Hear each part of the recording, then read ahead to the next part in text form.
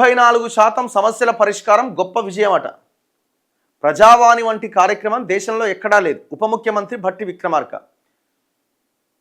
ప్రజావాణి ఉన్నది కదా, మంగళవారం రోజున శుక్రవారం రోజున ప్రజాభవన్ దగ్గరికి అప్లికేషన్లు పట్టుకునే జనాలు వస్తే వాళ్ళ సమస్యల మీద ఆ సమస్యలని పరిష్కరించేదే ప్రజావాణి.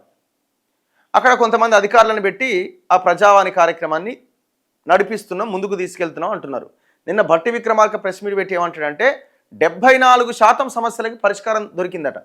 మేమేమంటున్నామంటే ఆ 74% సమస్యలు ఏమేంటి, అట్లీస్ట్ మీరు పరిష్కారం సూచించిన టాప్ 100 వాటి మీద ఒక వైట్ పేపర్ రిలీజ్ చేయండి సార్. ఈ నోటికి వచ్చినట్టు వాగడం పక్కన పెట్టండి దయచేసి.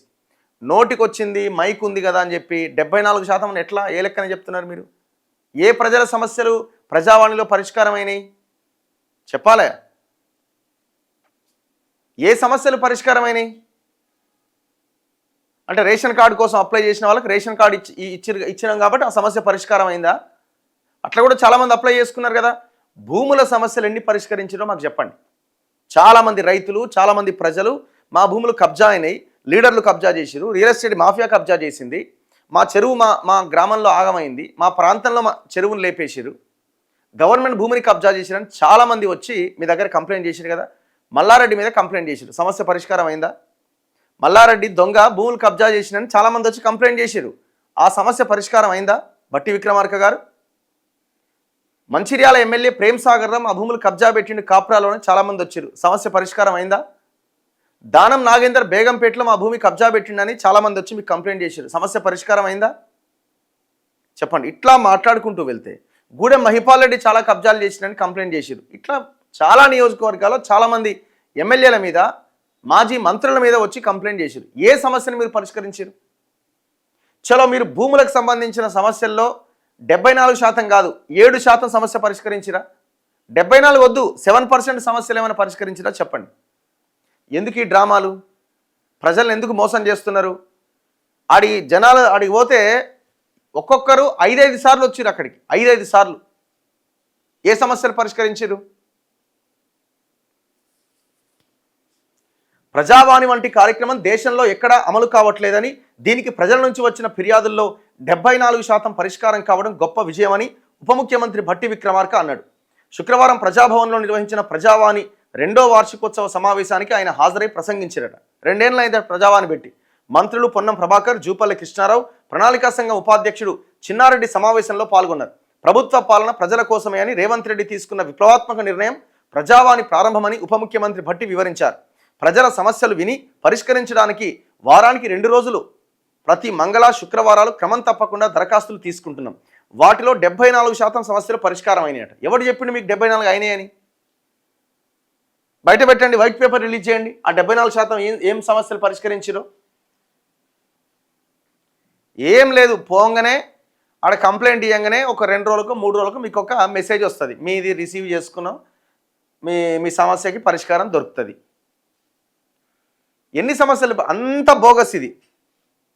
ఇప్పుడు గతంలో ముఖ్యమంత్రులు ప్రజల్ని కలిసేది. ఈ ముఖ్యమంత్రి పోయిన ముఖ్యమంత్రి కేసీఆర్ ప్రజల్ని కలవలే. ఈ ముఖ్యమంత్రి ఏమైనా ప్రజల్ని కలుస్తున్నాడా? ఆ ముఖ్యమంత్రి ఏమో ఫామ్ హౌజు, ఈ ముఖ్యమంత్రి ఏమో సొంత ఇల్లు. తేడా ఏం లేదు ఇక్కడ. ఈ ముఖ్యమంత్రి ఆయన నివాసంలోనే ఉంటున్నాడు, ఆయన నివాసంలోనే రివ్యూలు పెడుతున్నాడు, ఆయన నివాసంలోనే మొత్తం ఎవరు కలవాలని అక్కడే కలుస్తున్నాడు. ఆ ముఖ్యమంత్రి ఏమో ఫామ్ హౌస్. ఆ ముఖ్యమంత్రికి ఈ ముఖ్యమంత్రికి తేడా ఏంటంటే డిస్టెన్స్ తేడా ఓన్లీ. ఈయనేమో ఈ పాత ముఖ్యమంత్రి ఏమో ఆడదాకా పోయేది, ఎర్రవల్లి దాకా. ఈయనదేమో గీన జూబ్లీహిల్స్లో ఉంది ఇల్లు. ఎన్నిసార్లు వస్తున్నారు మీరు కూడా సెక్రటేరియట్కి? చెప్పాలి కదా ఇది ప్రజలకి. గ్రామ సభల్లో ఎలాంటి క్వశ్చన్స్ వేయాలో, లెక్కలు ఎలా బయటకు తీయాలో ఒక వీడియో చేయండి, మాట్లాడదాం ఖచ్చితంగా.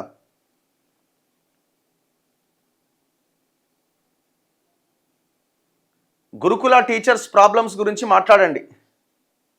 ఈ గవర్నమెంట్ విధానం పేరు గొప్ప ఊరు దిబ్బ అన్నట్టుగా ఉన్నది, పబ్లిసిటీ తప్ప రియాలిటీ డొల్ల. ఇది అలవాటు అయిపోయిందండి. ఇప్పుడు ఏమైపోయిందంటే అంత ఈవెంట్ మేనేజర్లు అయిపోయారు. ఒక్కొక్క మంత్రి ఒక్కొక్క ఈవెంట్ మేనేజరు, వాళ్ళకి boss top event manager Revanth Reddy, global summit, ఇది అది. ఈవెంట్లు చేస్తారు కదా పెద్ద ఎత్తున ఎల్ఈడీలు అవి పెట్టి, అట్లే ఉంది ఇది కూడా. అంటే ప్రజల్ని మాయ చేసేస్తున్నారు, ప్రజల మైండ్ సెట్ని మార్చేస్తున్నారు. వీళ్ళంతా లీడర్లు కాదు, వీళ్ళు నాయకులు కాదు, ఈవెంట్ మేనేజర్లు వీళ్ళంతా. చాలా అద్భుతంగా చేస్తున్నారు. ఇప్పుడు ఒక వెంచర్లో ఒక ప్లాట్ అమ్మాలంటే వీళ్ళకి మించిన వాళ్ళే లేరు, తోపులు వీళ్ళు ఆ విషయంలో. అట్లాంటి బ్యాచ్ అనమాట ఇదంతా.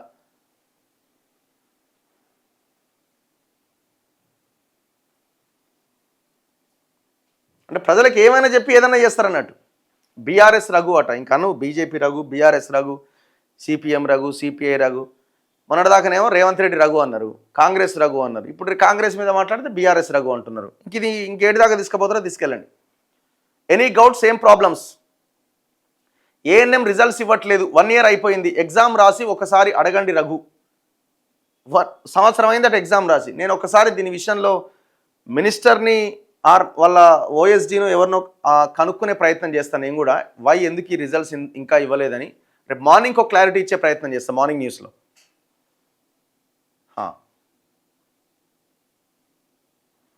సూర్యాపేట జిల్లా నాగారం మండలంలో కబ్జా మీద మాట్లాడండి. రియల్ ఎస్టేట్ చేయడానికే సీఎం కుర్చీ మీద కూర్చున్నాడు.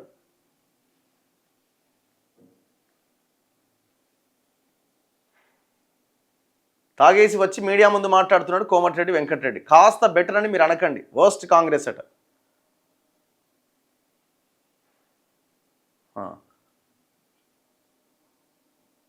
ప్రస్తుతం ఉన్న జర్నలిస్టులో మీరు ఒక్కరే నిజాయితీగా ఉన్నారు, ప్రతి ఒక్క పార్టీని గట్టిగా ప్రశ్నిస్తున్నారు మీరు.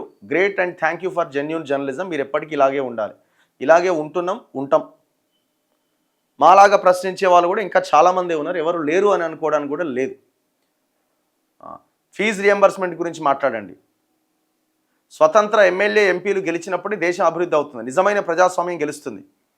ఇప్పుడు ఇండిపెండెంట్గా గెలిపించుకోవడం కాదు కదా, ఉన్న పార్టీలని మన లైన్లోకి ఎట్లా తీసుకురావాలన్నది మనం ఎందుకు ఆలోచించొద్దు? ఉన్న పార్టీలని మన ట్రాక్లోకి, మన ఎజెండాలోకి తీసుకురావాలి కదా, ప్రజలు ఆ దిశగా ఆలోచించాలి కదా. ఇవన్నింటికి ఒకటే పరిష్కారం అండి, పైసలు తీసుకోకుండా ఓటు వేసినప్పుడే మారిపోతుంది మొత్తం. అద్భుతాలు జరుగుతాయి, అప్పుడు అద్భుతాలు జరుగుతాయి. అన్నగారు నర్సింగ్ ఆఫీసర్ పరీక్ష రాసి సంవత్సరం అయింది, ఈ మెంటల్ టార్చర్ తట్టుకోలేకపోతున్నాం, మేము హైయర్ ఎడ్యుకేషన్ అయినా చేసుకుంటాం, ఈ నోటిఫికేషన్ను రద్దు చేయాలని చెప్పండి. వాళ్ళ బాధ.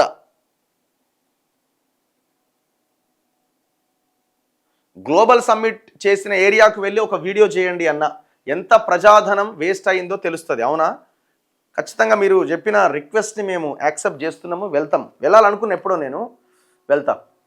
అన్న వికలాంగుల పెన్షన్ పెంచట్లేదు, దాని గురించి ఒకసారి అడగండి. పెంచుతారాటి? ఇప్పుడు నాకు తెలిసి ఈ 2-3 నెలల్లో పెంచే అవకాశం ఉండొచ్చు. రఘు అన్న మనకు కావాల్సింది ఉచిత విద్యా వైద్యం అన్న, ఫ్రీ బస్సు కాదు. ఓకే, కామెంట్స్లో టాప్ 10 తీసుకొని వీడియోలు చేయండి. జాబ్ నోటిఫికేషన్ ఏమైంది? సో పబ్లిక్ రియాక్షన్ మనం అన్నీ కూడా పేపర్లల్లా లేకపోతే సోషల్ మీడియాలో అడిగే ప్రయత్నం చేస్తున్నాం, కమెంట్స్లో అడుగుతున్నాం. రియల్ లైఫ్లో మనం ఈ క్వశ్చన్స్ రేజ్ చేయాలి.